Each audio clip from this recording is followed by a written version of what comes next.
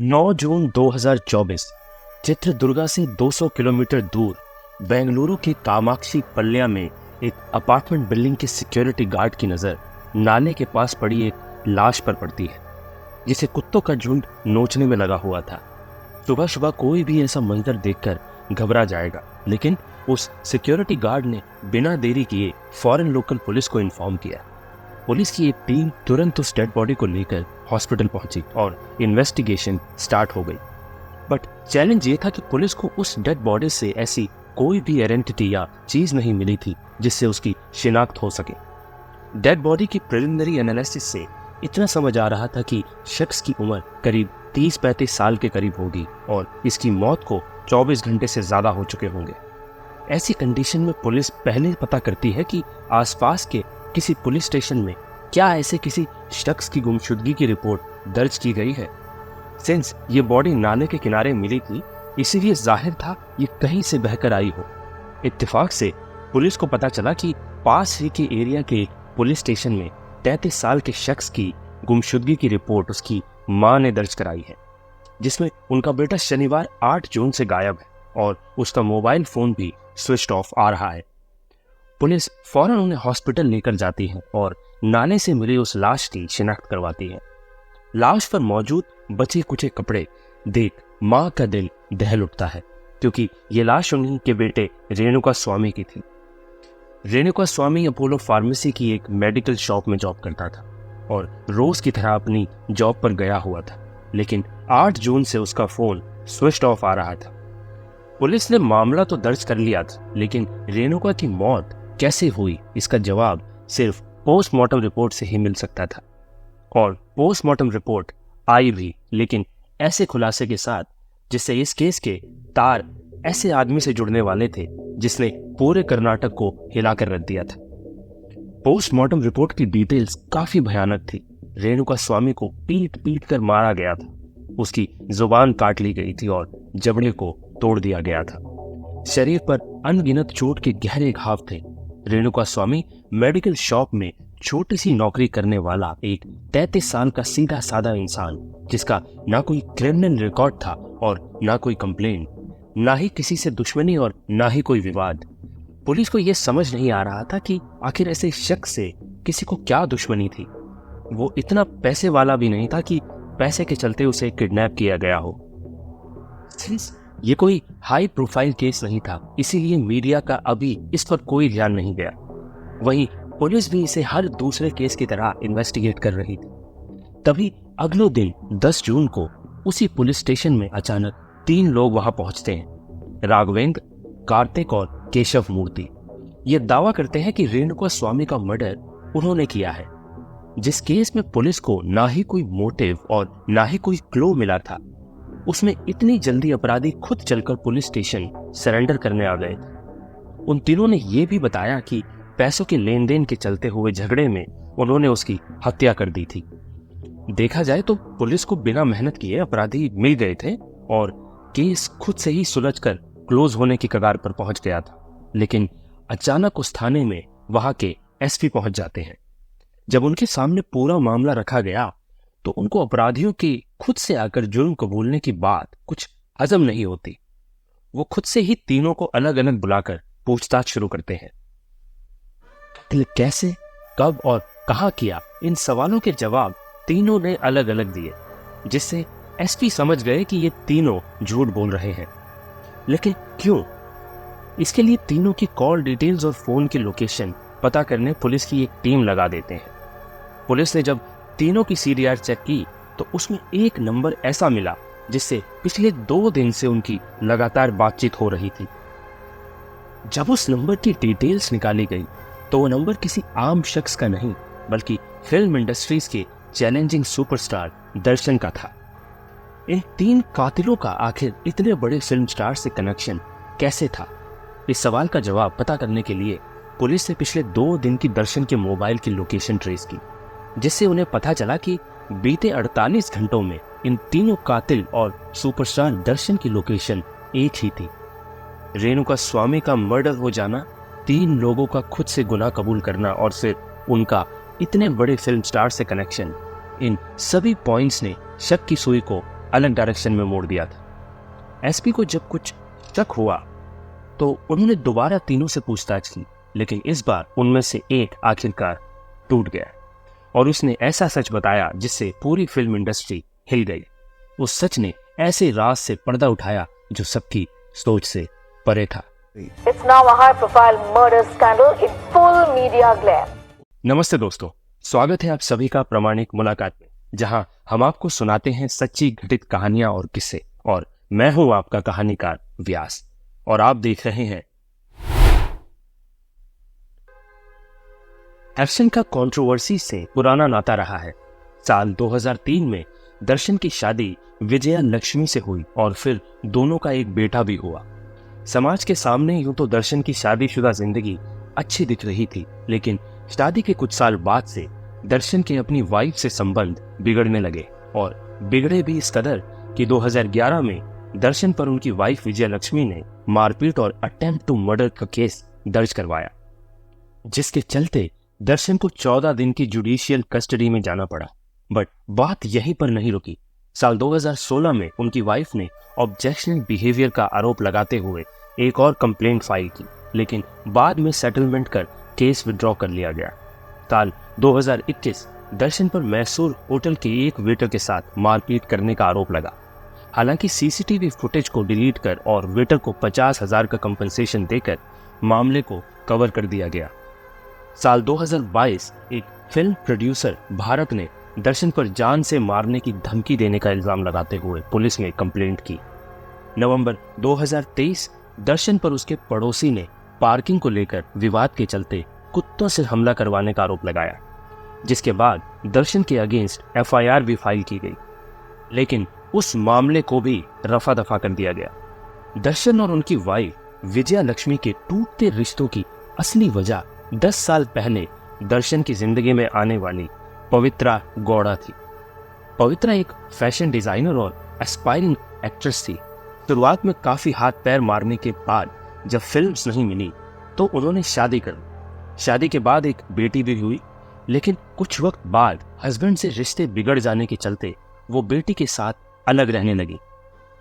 वही दर्शन को अपनी फिल्म के लिए किसी नए चेहरे की तलाश थी और ऐसे में बाय चांस पवित्रा टकरा गई।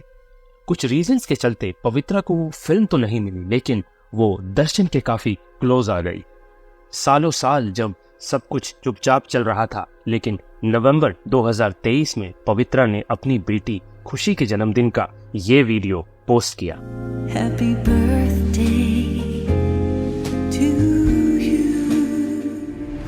जिसमें दर्शन केक कटवाते और डांस करते नजर आ रहे हैं। इस वीडियो ने फैंस के बीच में 2015 से चली आ रही दर्शन और पवित्रा के अफेयर्स की स्पेकुलेशंस को हवा दे दी, लेकिन बवाल तब मचा जब इस साल पवित्रा ने ये रील पोस्ट की।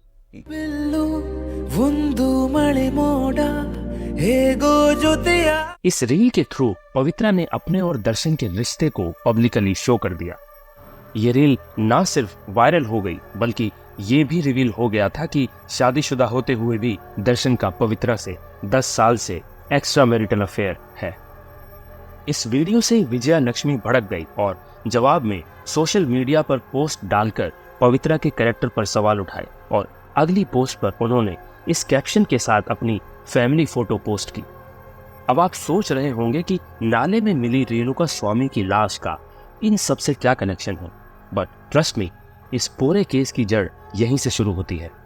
साउथ इंडियन मूवी इंडस्ट्री में एक्ट्रेस को जिस लेवल का फैन से सपोर्ट और प्यार मिलता है, वो शायद ही पूरी दुनिया में किसी फिल्म स्टार को मिलता हो। इस तरह दर्शन की काफी बड़ी फैन फॉलोइंग है। उनके बहुत सारे फैन क्लब्स हैं। ढेर सारे लोग उन्हें भगवान की तरह पूजते हैं, अपना आइडल मानते हैं।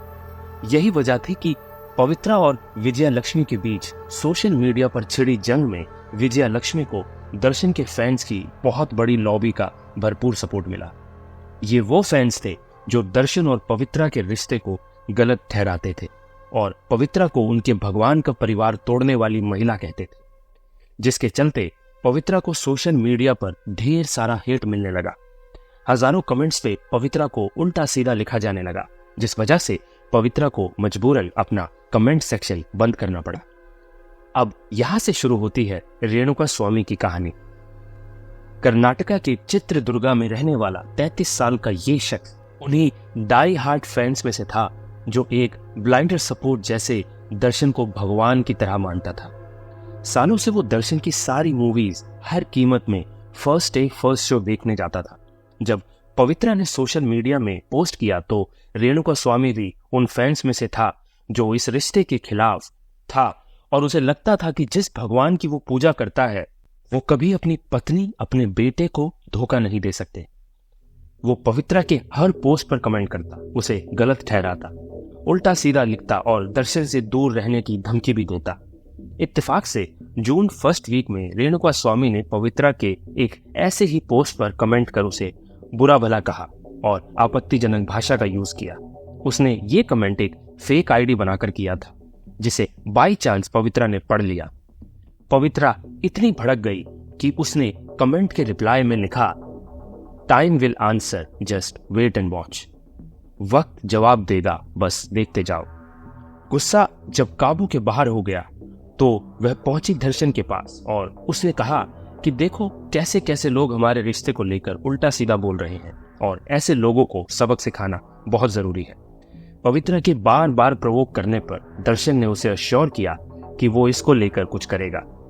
पुलिस इन्वेस्टिगेशन से सामने आया कि दर्शन के कहने पर उनके एक एम्प्लॉय पवन ने इंस्टा पर पवित्रा का फेक अकाउंट बनाकर रेणुका स्वामी से चैट की। रेणुका स्वामी उस फेक अकाउंट को असली मान झांसे में भी आ गया और बातों बातों में एक मैसेज में उसने अपना नाम और एड्रेस भी बता दिया। एड्रेस का पता चलते ही दर्शन ने राघवेंद्र, जो उसके फैन क्लब का प्रेसिडेंट है, उसे स्वामी को किडनैप कर बेंगलुरु लाने का ऑर्डर दिया और साथ ही इस काम के बदले उसने 30 लाख रुपए भी दिए। 8 जून की सुबह चित्रदुर्गा में फार्मेसी जाते वक्त रास्ते में रेणुका स्वामी को रोका गया। उसे यह कहकर साथ चलने को बोला गया कि वो उसे दर्शन से मिलवाएंगे एंड उनसे मिलकर सोशल मीडिया पर पवित्रा पर किए गए अपने कमेंट्स को लेकर माफी मांगनी होगी। रेणुका स्वामी को अंदाजा भी नहीं था कि माफी की आड़ में उसके लिए जाल बिछाया जा रहा था। राघवेंद्र और उसके साथी स्वामी को बेंगलुरु के आर नगर में लोकेटेड एक कंपाउंड में लेकर आते हैं और वहां शुरू होता है हैवानियत का असली खेल। पूरा दिन वह स्वामी को बेदम होने तक शेड में बांधकर बेल्ट और डंडों से बुरी तरह पीटते हैं। तभी देर शाम वहां दर्शन अपने साथियों के साथ पहुंचता है। अधमरी हालत में स्वामी की नजर जब अपने हीरो पर पड़ती है तो उसे उम्मीद जगती है कि जैसे दर्शन अपनी मूवीज में आम आदमियों के लिए दुश्मनों से लड़ जाता है, यहाँ पर भी उसका हीरो उसे बचाने आया है। लेकिन कहते हैं ना कि रील और रियल लाइफ में काफी अंतर होता है और ये अंतर स्वामी की जिंदगी पर भारी पड़ने वाला था, क्योंकि दर्शन उसे वहां बचाने नहीं बल्कि ऐसे गहरे जख्म देने आया था जिसे देखकर किसी की भी रूह कांप जाए। स्वामी ने जिसे अपना भगवान समझा, उसने हैवान बनकर उसे इस कदर तड़पाया कि जब पोस्टमार्टम रिपोर्ट आई तो उसमें स्वामी के शरीर पर 15 लाइफ थ्रेटनिंग इंजरीज थी। A recent autopsy report revealed that victim Renuka Swamy died from shock and hemorrhage. He was found with 15 wounds on his body. दोस्तों, आपको जानकर हैरानी होगी कि जब रेणुका स्वामी को टॉर्चर किया जा रहा था तो उस वक्त वहां पर पवित्रा भी मौजूद थी। पूरा दिन चले टॉर्चर की वजह से आखिरकार रेणुका स्वामी दम तोड़ देता है। स्वामी की साल भर पहले ही शादी हुई थी और दोनों इस साल के एंड तक पेरेंट्स भी बनने वाले थे। उसकी वाइफ सहाना लगातार उसे कांटेक्ट करने का ट्राई कर रही थी, लेकिन फोन स्विच ऑफ आ रहा था। उसे खबर भी नहीं थी कि अब वो कभी अपने हस्बैंड को देख नहीं पाएगी। अगले दिन सुबह 3 बजे इन लोगों ने स्वामी की डेड बॉडी को गाड़ी में भरकर कामाक्षी पल के एक नाले में फेंक दिया और फिर उसके बाद जो हुआ वो आपको पता है कि कैसे सिक्योरिटी गार्ड को लाश मिलती है और फिर वो 3 अपराधी अपना जुर्म कबूल करने आते हैं, जिससे ये सारा केस खुल जाता है। एक्चुअली में वो 3 आदमी दर्शन के कहने पर सारा जुर्म अपने सर लेने गए थे और इस काम के बदले दर्शन ने उन्हें 5-5 लाख रुपए भी दिए थे। दर्शन अपने प्लान को फुल प्रूफ बनाने के चक्कर में खुद ही फंस गए, क्योंकि अगर ये तीनों अपराधी पुलिस स्टेशन ना जाते तो बहुत मुश्किल था इस केस का खुलासा होना। रास्ते में लगे सीसीटीवी कैमरा में 2 गाड़ियां और उसकी नंबर प्लेट रिकॉर्ड हो गई जो दर्शन की थी और उनका इस्तेमाल लाश को दफनाने के लिए किया गया था। पुलिस को इसमें खून के धब्बे भी मिले। इसके साथ ड्राइवर रवि ने खुद को सरेंडर कर पूरी वारदात की जानकारी भी दी। रवि वही ड्राइवर था जो स्वामी को चित्रदुर्गा से बेंगलुरु उसी जगह तक ले गया था जहां उसे टॉर्चर किया गया था। पुलिस को राघवेंद्र के पास से 30 लाख रुपए भी मिले जो दर्शन ने ये काम पूरा करने के लिए दिए थे।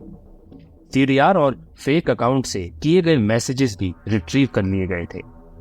सिंस ये एक हाई प्रोफाइल केस है, इसीलिए इसमें अपराधियों को बचाने के लिए पॉलिटिकल इन्फ्लुएंस का भी जबरदस्त अटेम्प्ट किया गया। लेकिन इस केस को लीड कर रहे ईमानदार और सख्त एसपी एंड कमिश्नर की वजह से न सिर्फ ये केस इतनी जल्दी सॉल्व हो पाया बल्कि मीडिया के सामने भी आ गया।